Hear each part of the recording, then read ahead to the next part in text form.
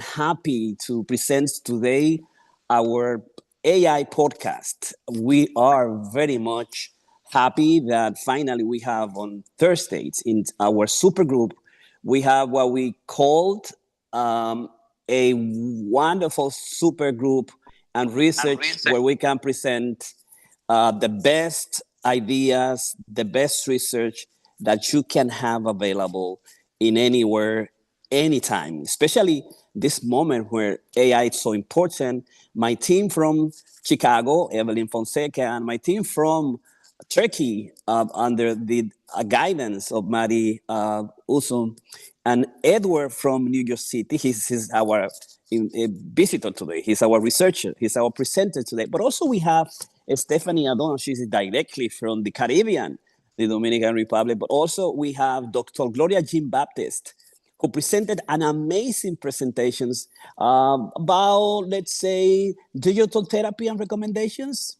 And also we have, I think that we have someone else. Oh no, it's Stephanie Adon, that she's coming from the Dominican Republic. So everybody's ready, and we're ready for these amazing presentations of OCD.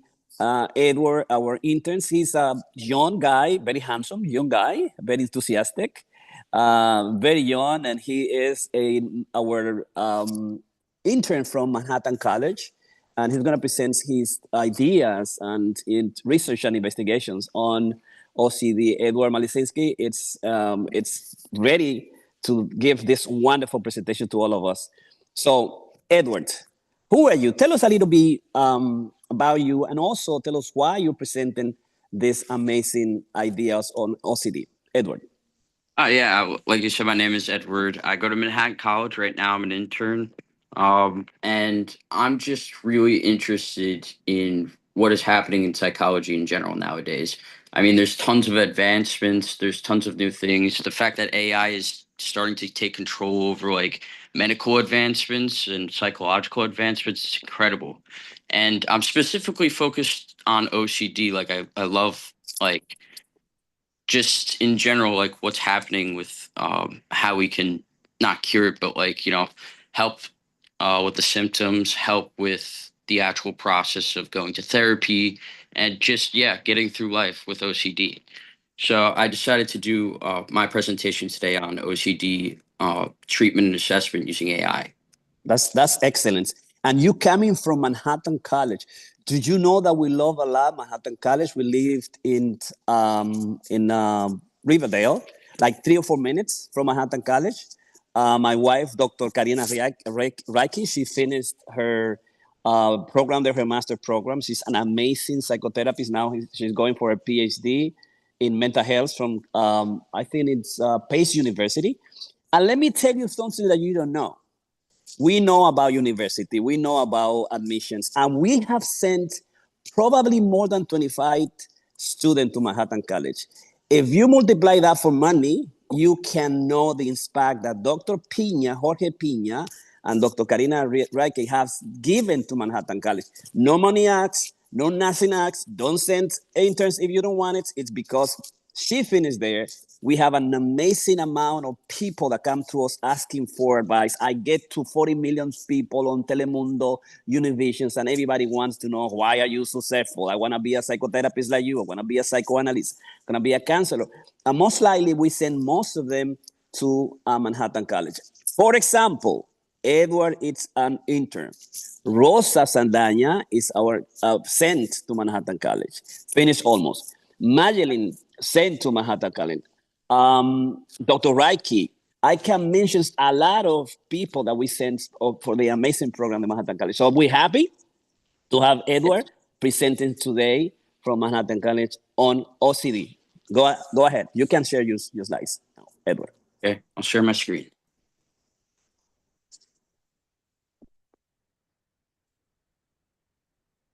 Okay, everyone, let me just get this ready. Okay, so this is my presentation on OCD treatment and assessment. So what is OCD? According to the DSM, OCD is characterized by the presence of obsessions and or compulsions. These are important because there's a lot of different aspects in which I'll go into later. But OCD, for the most part, is a very complex illness. And many people think it's just like keeping things clean or neat or orderly, and it's a lot more complicated than that. It can be very debilitating and greatly interfere with a person's life, like their daily, everyday tasks, how they do things. It can even cause like breakdowns and severe issues. So, about 1 to 2% of Americans are living with OCD, which translates to over a little bit over 2 million people. And these are just people who are diagnosed with OCD. This isn't including other types of like other people outside of the country. It's not including most likely younger people. It's a small percentage, but we need to do more research on it, which is great. Why we have AI. So, on to my next part. I wanted to talk about the manifestations of OCD, specifically the obsessions, though. So, obsessions basically they're these reoccurring thoughts, urges, and persuasive thoughts. Um, they get into your head, they try to stay there as long as possible, and basically run in your head like repeat. Now, these urges and feelings that you feel, they kind of give you a little bit of anxiety due to this distress that you're feeling. You feel like the need to do something about these, which comes later are compulsions. But the obsessions, they mostly feel like very uncomfortable. You usually come from a root of fear almost, um, and doubt. So it could have a very negative effect on the mental health field.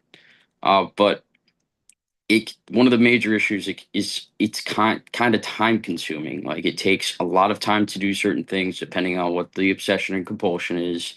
It can interfere with things like your everyday schoolwork. It can interfere with your job opportunities. It can interfere with life in general. So this right here is the DSM. So I took some common obsessions. Oh, there's all different types like obsessions about bodily liquids, germs, diseases, contamination. I know people who had obsessions over the bubonic plague, um, things along those lines. You also have sexual, violent, religious, moral obsessions, and certain identity obsessions too. And then here's some dude, like responsibility obsessions. You know, you have that certain. You have to move your finger from the camera. Okay, perfect. Right there. Go ahead. Yeah, there's also a popular one called perfectionism related. So that means that basically, everything has to be handed in correctly, everything has to be done correctly, everything has to be done a certain way. Otherwise, that anxiety will build up and kind of overflow. And of course, there's other types of obsessions, but there's not many of them. Yeah. So like I said, the compulsion manifestations. Compulsions are repetitive behaviors due to these obsessions. The constant thoughts make you want to do something about it. And once you complete these compulsions, usually the amount of anxiety that was in you will kind of deplete slowly but surely, or just eventually go away until the next obsession. Um, yeah, it's a very anxiety distressed way to live life. And the problem is once those thoughts occur, then people feel like they can't control themselves and they tend to fall into those obsessions which result in the compulsions. So here are some popular compulsions that I found in the DSM, like washing, cleaning your hands, checking certain things like the oven or maybe the mailbox or like a door, repetitive behaviors like tapping your foot, or maybe it's erasing certain things. Um, there's also mental compulsions. So, like, as you could see, um, like about self harm, it says here mental review of events to prevent self harm to oneself, others, uh, to prevent terrible consequences. So it's not just always like actions, physical actions. It could also be doing certain things otherwise. So here are some of the traditional assessments that therapists typically use. There's the evaluation interview. There's the Minnesota multifaceted personality inter inventory, or otherwise known as the MMPI-1. There's also the MMPI-2, the MMPI-8 restructured. Yeah, basically, it tests to see about worrisome anxiety, if you have any obsessions, fears, what happens with changes of behaviors or environments. It tests to see them, and it'll help determine maybe what plan, and like anything that you could possibly do for the future to help these people out. So the traditional instruments that they used were stuff like, I found one. This was the Yale Brown Obsessive Compulsive Scale. So basically, like it says, the OC dimension focuses on impulses, thoughts, and actions that are irresistible, repetitive, unwanted, and experienced as beyond the person's control. Some of the items also refer to general cognitive performance deficits. So the person's mind is going blank, or he or she is having trouble concentrating. It should only take about 15 minutes, though. So it's a quick but pretty good and accurate instrument for assessing. Um, so this is a picture of what they kind of used for some of the assessments. So, and instruments in AI at least. So basically, some of the things they did was like adding different case studies into multiple different AI group chats, and then adding the client's case into the chatbots. So it'll recognize different types of cases, and from that, it'll take data to pull different types of information and see what it relates to best when it comes to the information provided by the therapist about this client. Um, it also provides sensory and medical image data. So as you could see, this is kind of like an example of one. But specifically, it goes into neuroimaging and kind of finding and planning where these certain things are happening in your brain. So, like I said, some of the instruments, they use AI chat rooms with a bot. They use an MIR to test certain things to see what's the changes in your brain as things are going on. Uh, an fMRI, which is also known as a functional magnetic renaissance resonance imaging. It does something similar, but yeah, they also use the EEG, and as you can see, like with these three pictures, it kind of looks into different things. So some of the treatments that are available, like the traditional treatments, I would say, but still usable. Cognitive behavioral therapy is a huge one. It focuses on like basically your emotions, thoughts, feelings, and it goes into each individual one and tries to find out where the problem lies and how you can solve that problem next time. There's also exposure therapy and responsive prevention. So with this, it's a certain type of CBT that helps people face their fears when it comes to resisting compulsions. Um, like I said, it's like a version of exposure therapy so that you can kind of adjust yourself to these obsessions and compulsions so that they're not interfering with your life, and you can find different coping mechanisms to just move on. There's also the acceptance and commitment therapy, helps people learn to accept obsessive thoughts and live a meaningful life. So similar to exposure therapy, kind of helps you just accept what's happening in your life and, move on and try to do better in life. There's also different medications you can take, like reuptake inhibitors or SSRIs, and all different types of medications. So I would say the future of AI treatment would probably include things like virtual reality exposure therapy sessions, so that rather than actually having the fear of being there in person at first, you have the experience. You actually have the experience of it, but not actually there, kind of like a cushion. Um, there's also chatbots that conduct therapy in the future. So rather than just a therapist conducting it. You have both the chatbot and the therapist working together to basically find the best way to help out your client. There's also personalization of treatment and assessment for plans for the clients. So since it has so much data and information, it's typically able to find some of the best treatment plans and processes that it can find and provide with, which is very like useful, at least for the therapist and for psychoeducation of the client. But overall, it should be more efficient, accessible, and affordable. You don't have to go through certain third parties. You can find it online. It'll be like basically at everybody's house. Um, and yeah, it'll be a lot faster time wise. It could be very more available in certain ways since things might go quicker. And yeah, overall, it's highly improved.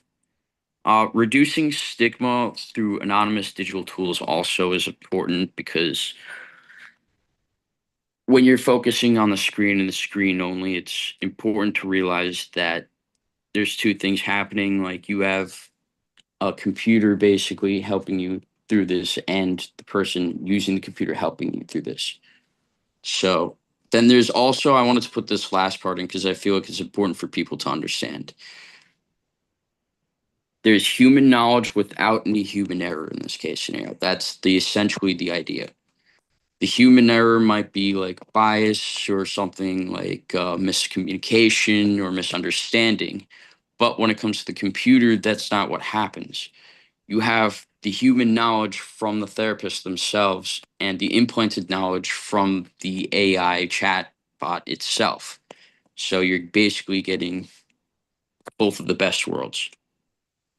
So some of the challenges and ethical considerations that need to be taken into place is definitely data laws with HIPAA and security.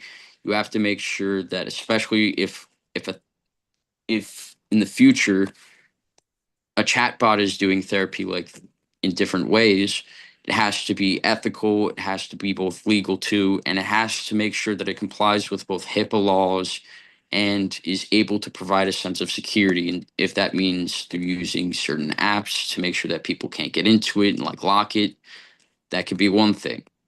But there needs to be certain standards to make sure that, HIPAA laws and security laws are set in place and, continue to control. So there's also the need for human oversight to prevent misdiagnosis and incorrect treatment. Even though it sounds not as good, it I feel like it no matter what, it would be beneficial for that to happen because two hands on deck is better than one. But there can always be technological issues when it comes to either finding information or even miscommunication where a computer can misunderstand something or just not hear correctly. But there's also typically a lot of technological failures just throughout life. So you might lose a couple bars of Wi-Fi, you might lose service, and that can cause problems with this with this system.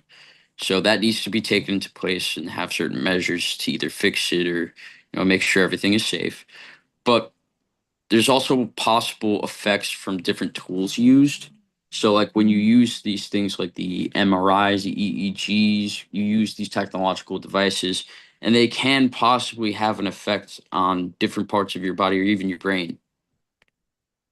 So I decided to talk about a little bit of the cultural factors of OCD. So manifestations tend to be homogenous across countries, except for religious-oriented obsessions and compulsions.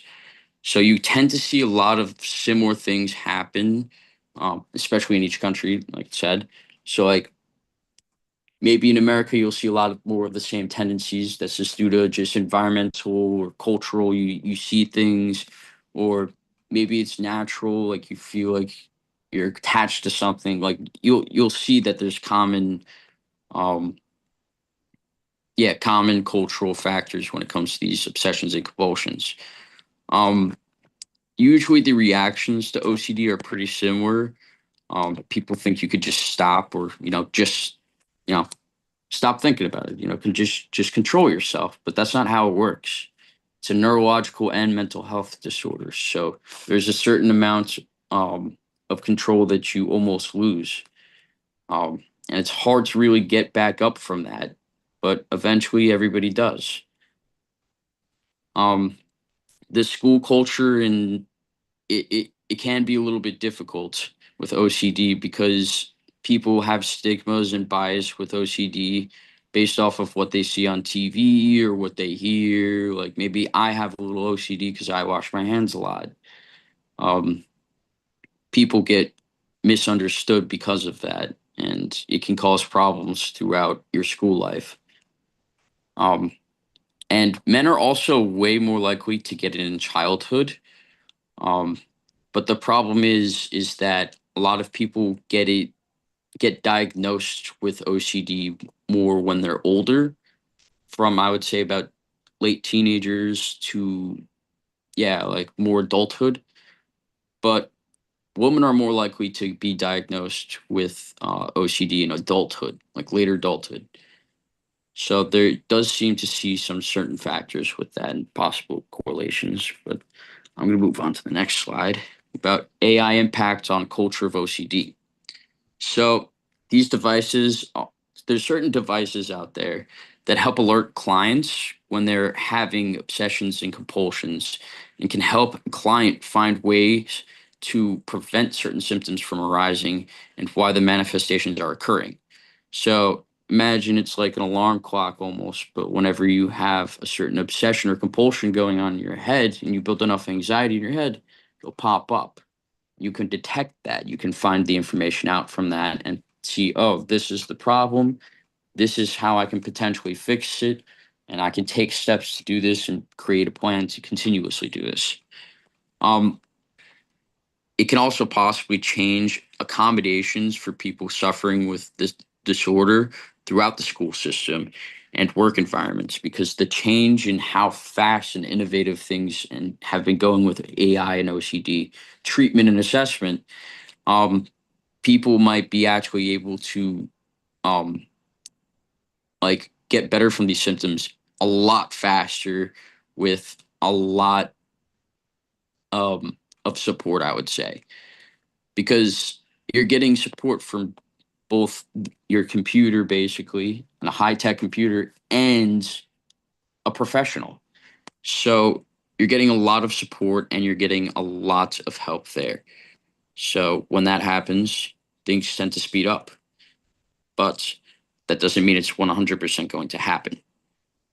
But also focusing on not just the symptoms of OCD, but focusing on also on the chemical side in the brain. So basically, how I feel like it's the culture is changing is by rather than just looking at OCD just as a mental illness, they're also looking into it as more like biological factors and neurological factors. And that's kind of how I feel like they're treating this and they're looking into it. So rather than trying to find certain coping mechanisms, they're also trying to find ways to find out when people can find out that they're anxious or when these things are happening and how to stop them. So for my conclusion, AI has been around for years now. I mean, possibly even decades. But as of recently, scientists and others are using it as a way to enhance and support all fields of study, but specifically the field of psychology. The growing role of OCD treatment and assessment using AI has helped many clients already. Once expanded throughout the world, clients who suffer from OCD might be able to get easier access to help with these new innovations like the usage of medical equipment. So, in these factors, yes, certain things can be expensive, but other things can be cut to make it cheaper. So there's a lot of third parties that are included, it's cheaper pricing with AI, and yeah, overall, it's a faster and more efficient plan. So, but one of the more important things to remember, like I said earlier, you have to have ethical considerations in place and thoughts on the law to make sure that you don't go past a certain limit. Um, and remember that not all technology will always be functional all the time. So you have to remember to keep up with your work, but remember what could happen and what can happen in the future. Yeah, I would say AI is one of the many futures of the psychology world and is using it to help advance technology for the people with OCD. It's just very beneficial. And then these are some of my references. I used all different kinds. Um, yeah, that's the end of it. Excellent. Let's have a discussions on these amazing presentations that Edward intern from Manhattan College and also our intern in CURA100, the Hispanic Mental Counseling, PLLC. You said something very much interesting from the beginning that I would like you to comment about. It's the fact that people, this is some kind of a stigma in terms of OCD, and people make jokes about you, and it's very difficult to when you live in a school, community system, in college. And what about how much of the masking and how much masking your symptom through student, colleagues, friends, and family is part of the symptom, or how can this add to your symptomatology? And also, what can you say about people taking the symptoms of OCD like a serious disease? Because you started like this is not just simple as good as it gets. You remember the movie by Nicholson, and I think it's, let me see, there is a couple of movie that talk about these situations of OCD, and make it extreme, make it like some kind of joke. So, After Big Bang Theory, yeah, there's the Big Bang Theory and the show Monk. yes, exactly. So, Yeah. what can you say about that, Edward? Well, there are certain truths to like these shows and TV shows and movies and books and all of that, but it's not always going to be the same thing. In fact, there's many people with OCD who aren't clean. They have obsessions. There's also you could lean more towards obsessions or more towards compulsions. But the major thing is it's what's about the thoughts. Something happens, you're continuously thinking about it. You cannot get it out of your head. And the only way to get it stop being so anxious about it and get it out of your head is to fill that compulsion. It's like you're hungry. Or more like you're stuck in the mud. You're driving your car and you're stuck in the mud and you just keep pressing the gas and you keep sinking lower and lower, trying to get out. And the only way to get out is if you commit that compulsion and move it yourself. But by going to therapy, it is also like getting a tow truck driver. So don't be afraid to go get help, especially with OCD, with so many advancements. Exactly. So the movie that I was mentioning is Jack Nicholson, Helen Hunt, Greg Kinnear, and it's as good as it gets. I mentioned that because it's extremely kind of obsessive. How much of personality and symptomatology of OCD can you relate to?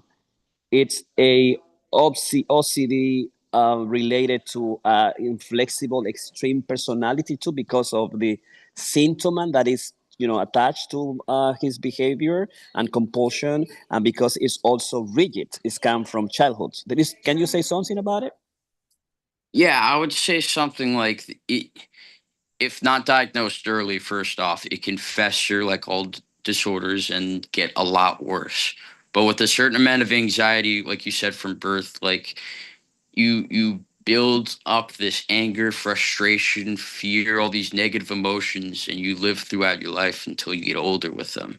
And then when you finally get the care you need, then it's time to reflect back on your life and say, okay, what are the points of my life that I need to focus on so that I can get over these manifestations? So some of them are like, obviously, it's acting, like in certain movies and TV shows, but some of them can be true. Like in the show Monk, I watched Monk before. He has something where basically he has to knock on the door in a certain way. Otherwise, he won't enter. Or he'll like build up a lot of anxiety. He causes trouble with even though he's an investigator with the cops, he has trouble with the cops sometimes because things have to be a certain way for him to actually, conduct a actual investigation. But it can interfere with their investigation.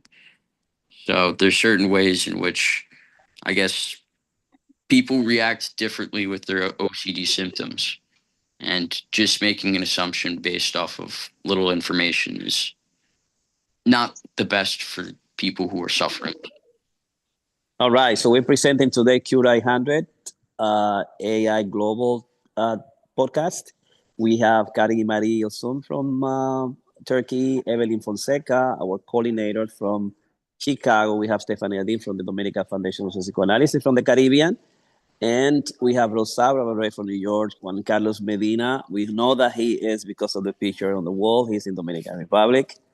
And also we had Stephanie, I mentioned Stephanie Adon, but Dr. Gloria Jean Baptist from Brooklyn. I'm streaming live from YouTube from Florida, Kissimmee. So my doctor psychoanalyst, Dr. Edward Robin, he's always told me, I didn't understand when he said that. Oh my God, living with someone with OCD is very difficult. It's very difficult to live with them in kind of relationships.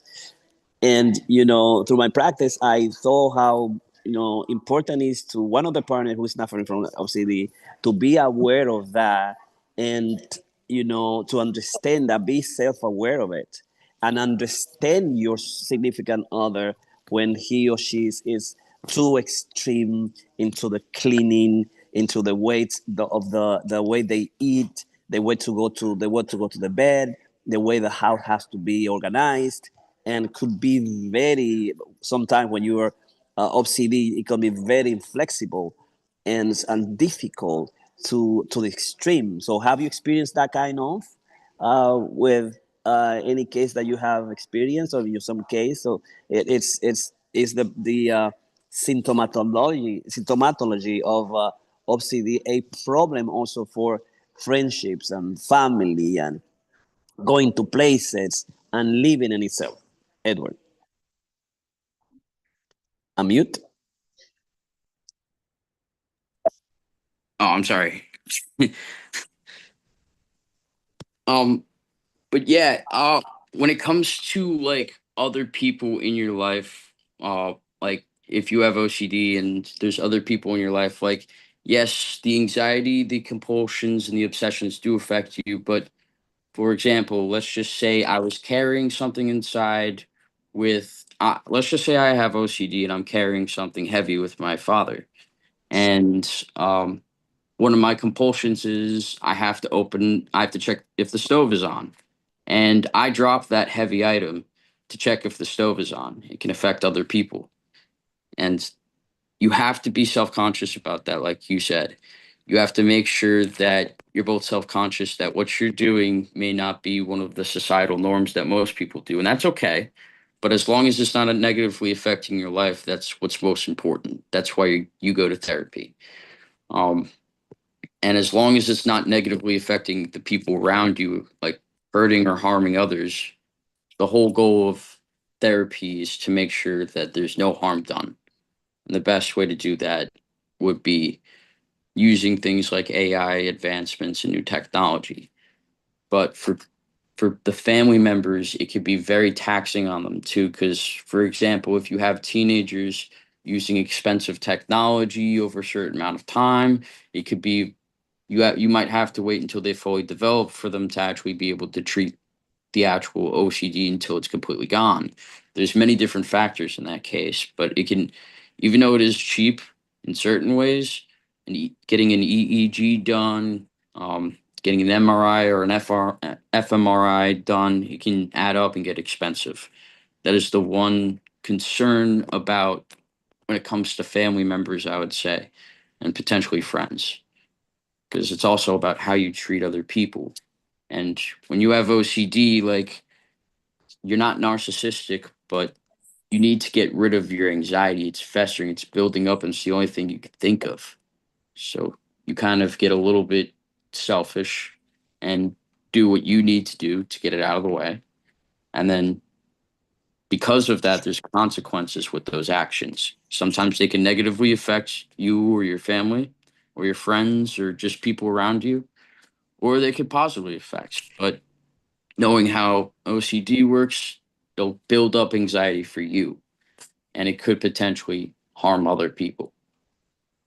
That's very interesting. And that's a question or a call to cautions to when someone is suffering from OCD, mom, dad, parents, sister, siblings, significant other, wives and husband have to be aware of that. That is not something that he wants to do. That is part of this. So that is like trying to be narcissistic or try to get his way. It's a way of dealing with the anxiety that the symptoms will most likely make life unbearable and it's a lot of suffering. But also, as you said, they need to go through therapy. And the combination with therapy, exposure therapy, cognitive behavioral therapy for the first kind of 6 months in therapy is great. You need to have an assessment for psychiatric evaluations to see if the severity is too much, you cannot hold it, it's too much suffering, so you can have medication also. So I've seen that a combination between SSRI and psychotherapy help a lot. And because it's very damaging and most likely it comes from childhood, it's oriented to many trauma and fixations of mechanisms of fixations with your life. Also, most of my more severe cases of OCD is being treated by psychodynamic psychoanalytic um, uh, treatment that is being kind of one of the most amazing possibility and to cure. So people mute people when it's on sound. So that's that. So let's go to the team that is right there. So I'm going to start with Mario Zoom, Evelyn, if you want to say something, Rosaura, also Dr. Juan Carlos is there, Gloria is there, and Stephanie from VR is there. So it's an amazing presentation, Edward. So we have some time for comments or questions on OCD and AI, the combinations of OCD and AI with this amazing presentation by Edward Maleszewski. Yes. Good morning, Edward. Thank you for a wonderful presentation. I thought that it was very well organized, just the right amount of information too. You didn't present us with so much information that we were overloaded or inundated. Just perfect amount. Even liked the way you set up your slide. I'm going to use that the next time. So I have a little bit of experience with this. I have family member that's OCD, so I recognize the hand washing, and they even will not touch doorknobs. I can shed some light on that. And also a client, and I I agree with what Dr. Pina was saying. The client, that he probably knows who I'm talking about, they're on a combination of medication and the psychodynamic therapy, which has been very helpful.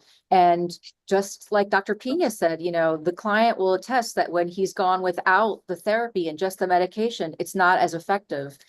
And in this particular client, in the worst case, which was about the beginning of when I started to see him almost 2 years ago, he would have to play video games. This is an older person, until he got to a certain score, or as he said, something bad would happen to someone close to him. So he would say that it was very debilitating at the beginning. So my question is, based on what you shared with us about AI, what do you suggest? What do you see happening in the future with the treatment of OCD and AI in the next 5 to 10 years, if you had to guess? Within the next 5 to 10 years, I would say there's going to be probably not just AI involved, but they're probably going to use sensory things to involve it too. So, like I said, the VR system, they might use audio systems. And with things like the VR system, though, like imagine putting on that headset. You don't have anybody in front of you. You have no therapist, and then you put on the headset and you see Siri or you see a computer or chat bot talking to you, and it could be like your therapist. And any time of the day, 24/7. They'll be there. The possibilities are basically endless. But yeah, within the next 5 years, I also see new medications coming out. Lately, they've been coming out with different types, and I know for the past 5 to 10 years, they've been studying on a lot of different medications. So I don't doubt that within a couple of years, there should be some definitely newer medications coming out. And I would also say that the forms of therapy being used are always evolving, and there's always changing in how you use the therapy. It's not just like what Freud, like we don't use the same particular method Freud used. It slowly evolved and changed over time to what we have today. So I think that with this amount of research, we will eventually be able to not only detect um, these obsessions and compulsions, but possibly even target and find exactly where to, I guess, specifically focus on the brain and the chemicals. I saw one study, I didn't include it, but there was something about they had some person had severe OCD, and they had something implanted into their head, their brain, and never had OCD symptoms ever again. Okay, so let me make a note, because I know you're studying now, and I know many of the school, they hate Freud and they don't understand Freud. So Freud, it's alive like yesterday, like today. So most of the protocol used by most of the psychotherapists, it's the protocol of psychodynamic psychoanalysis. This is my questions to you. When you see a patient, do you talk to him, talk about his trauma from the past, his fantasy of desire, yes or no? If you do that, psychoanalysis. Yeah, I was going to say yes. Okay, so do you let the patients talk about his dreams, his relationship with mom and dad, and relationship with you? That's psychoanalysis protocol. Very important. The foundations of psychotherapy in the whole world, the talking cure, only talking with the patient when he comes to you and you let him speak, that's psychodynamic psychotherapy, that's psychoanalysis. Okay, that's the protocol. When you have every session, one topic, he doesn't speak about anything, with a homework, specifically to cognitive without taking emotions, that's a different kind of psychotherapy, cognitive behavioral psychotherapy.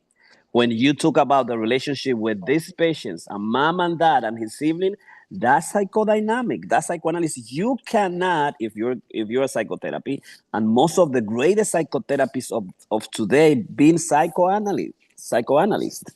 So you have to understand, because most of the most difficult situations of the school of mental health is because they close down the school of treatment just to cognitive behavior or cognitive behavioral therapy, without giving the idea, the importance of psychodynamic, psychoanalytic, and psychoanalysis itself.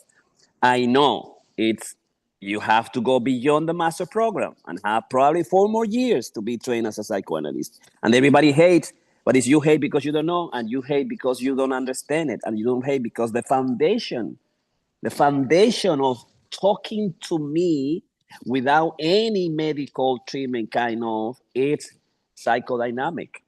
So that's why I have the podcast of psychoanalyst RD, Psicoanalista RD podcast, that I have 4 or 5 sessions on Wednesday, 4:30, and I'm bringing a complete school for Latin America, starting in Dominican Republic, to teach people, especially counselors, about the importance and the protocol of psychoanalysis.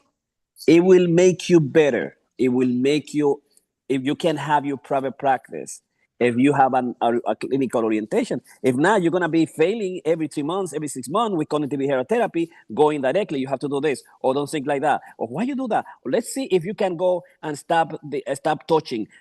Tell me about you can touch 3 times. No, now instead of 10, you go 3. Can you be aware about that? Can you be aware about the thing? Okay, you cure, you clean, bye-bye in 3 months. So you have 20 patients in 3 months, you let them go. You didn't went to his fantasies, desire, and his past, you're done. Because many people doesn't understand the profoundly contribution of the theory and science of psychoanalysis. So we have 3 minutes before we let you go, Edward.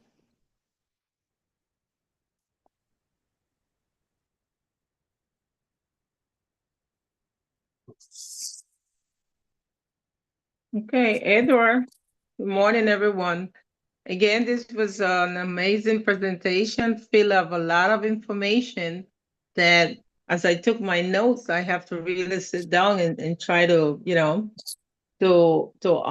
unpack it and see so much that you provided and what would I like to emphasize a little more. But I have a question.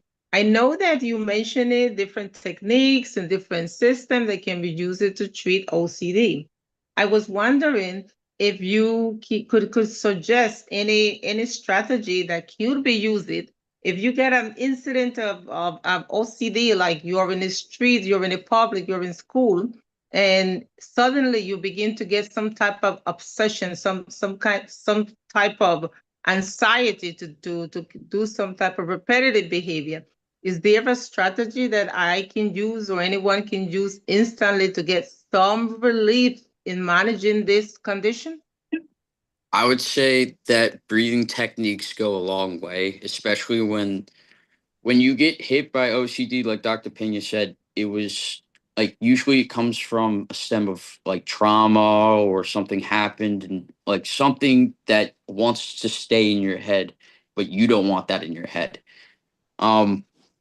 So basically like calming down, taking a deep breath, maybe focusing, trying to get your focus onto something else. Like when I have a song stuck in my head or something like that, what I'll do is maybe watch a movie, or I'll clean dishes, or I'll do some like another activity to get my mind off of what's happening. But overall, it can be very difficult. So All right. So Thank you, Edward. thank you. We have a minute before we let Edward go. Who wants to have the last word? Can I, if the others don't mind? Yeah, go ahead. Yeah, so Edward, thank you for the great presentation. And when I'm listening to all the items and the elements that you are talking about as it relates to the treatment and the available technology, one thought that comes to my mind is what Dr. Piñas was saying regarding Freud, in which one of, Freud's approach in dealing with mental illness or undesirable behavior is that if you work with the patient to help them become aware, the behavior itself, because it has to follow a social norm, should disappear, given that it's undesirable. You have 30 seconds. Yeah, so the other line that I can think of is with the theory of Dr. Ellis, in which he believes that the undesirable behavior is rooted into the patient or the client irrational thoughts, all right? And you mentioned something about, connected therapy and why not, and REBT and things like that. So I believe that on those two ends, putting it in a combined approach will be an essential tool to work and dealing with this type of patients. So great job on the presentation. So two things to think about, Freud's theory on, helping the client become aware, and basically Dr. Ellis talking about the irrational thought. Because I think, if you can tackle on that, you should be able to help the patient deal with the undesirable behavior. But great presentation overall.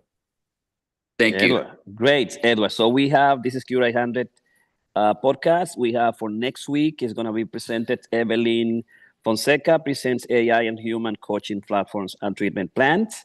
April 15, we got Mrs. Cara Mariuzon presents coaching, ADD, AI assessments, and therapies. That's going to be our next two podcasts. And also, Edward, I have a homework for you. So OCD and personality disorders, and AI, So think about it and just try to have that for near in the future. Thank you, guys. Thank you, Dr. Gloria, Jim Baptist, Rosaura Van Rail, Evelyn Fonseca, Karam Mariusun, Juan Carlos Medina, Stephanie Odunda was that from DR, and especially this amazing, well put on, well organized, very intelligent, beautiful cases. He's defending himself, his thesis today. And we're very proud of you, very proud that you coming as an intern and you coming part of the family of Manhattan College. So everybody, bye-bye, and share this to the whole world. Bye-bye. Thank you. I'll send the slides. Okay. Please, thank you. Do so. Bye-bye. Adios. Don't forget to like and follow. All right. Bye-bye. Adios. Bye.